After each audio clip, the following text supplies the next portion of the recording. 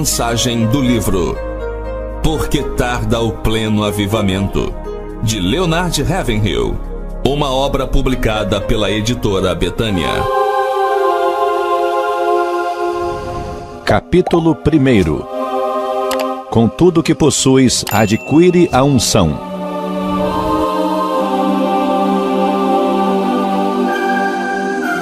Na igreja moderna, a reunião de oração é uma espécie de Cinderela. Essa serva do Senhor é desprezada e desdenhada, porque não se adorna com as pérolas do intelectualismo, nem se veste com as sedas da filosofia, nem se acha ataviada com o diadema da psicologia, mas se apresenta com uma roupagem simples da sinceridade e da humildade, e por isso não tem receio de se ajoelhar. O mal da oração é que ela não se acha necessariamente associada a grandes façanhas mentais. Não quero dizer, porém, que se confunda com preguiça mental. A oração só exige um requisito: a espiritualidade. Ninguém precisa ser espiritual para pregar, isto é, a preparação e pregação de um sermão perfeito segundo as regras da homilética e com exatidão exegética não requer espiritualidade. Qualquer um que possua boa memória, vasto conhecimento, forte personalidade, vontade, autoconfiança e uma boa biblioteca pode pregar em qualquer púlpito hoje em dia. E uma pregação dessas pode sensibilizar as pessoas, mas a oração move o coração de Deus. A pregação toca o que é temporal, a oração o que é eterno. O púlpito pode ser uma vitrine onde expomos nossos talentos. O aposento da oração, pelo contrário, desestimula toda a vaidade pessoal. A grande tragédia de nossos dias é que existem muitos pregadores sem vida no púlpito, entregando sermões sem vida a ouvintes sem vida. É uma lástima. Tenho constatado um fato muito estranho que ocorre até mesmo em igrejas fundamentalistas: a pregação sem unção. E o que é unção? Não sei, mas sei muito bem o que não é ter unção, ou pelo menos sei quando não estou ungido. Uma pregação sem unção mata a alma do ouvinte em vez de vivificá-la. Se o pregador não estiver ungido, a palavra não tem vida. Pregador, com tudo o que possuis, adquire unção. Irmão, nós poderíamos ter a metade da capacidade intelectual que possuímos se fôssemos 2 vezes mais espirituais. A pregação é uma tarefa espiritual. Um sermão gerado na mente só atinge a mente de quem a ouve, mas gerada no coração, chega também ao coração.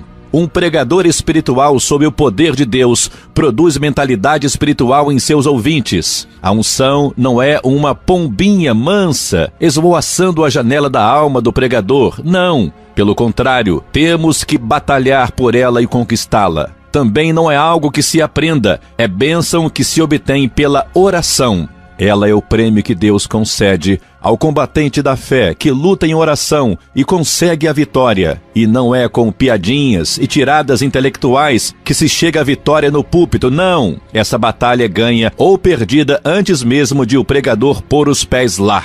A unção é como dinamite. Não é recebida pela imposição de mãos, nem tampouco cria mofo se o pregador for lançado numa prisão. Ela penetra e permeia a alma, abranda e tempera. E se o martelo da lógica e o fogo do zelo humano não conseguirem quebrar o coração de pedra, a unção o fará.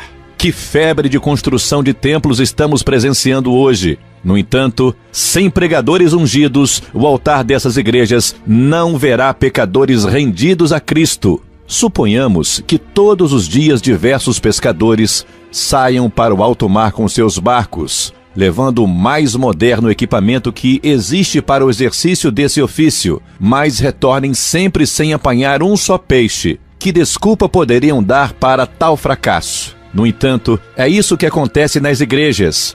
Milhares delas estão abrindo as portas dominicalmente, mas não veem conversão. Depois tentam encobrir sua esterilidade, interpretando textos bíblicos a seu bel prazer. Mas a palavra de Deus diz: assim será a minha palavra, a que sair da minha boca, essa não voltará para mim vazia.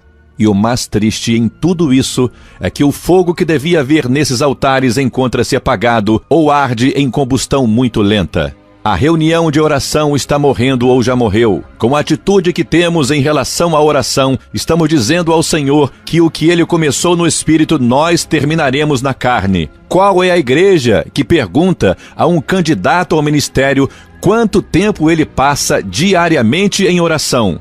A verdade é que o pregador que não passa pelo menos 2 horas por dia em oração não vale um vintém, por mais títulos que possua. A igreja hoje se acha como que postada na calçada, assistindo entre aflita e frustrada a parada dos maus espíritos de Moscou, que marcham pomposamente no meio da rua, respirando ameaças contra tudo que é amável e de boa fama. Além disso, no lugar da regeneração, o diabo colocou a reencarnação. No lugar do Espírito Santo, os espíritos guias. No lugar do verdadeiro Cristo, o anticristo. E o que a igreja tem para contrapor os males do comunismo? Onde está o poder espiritual?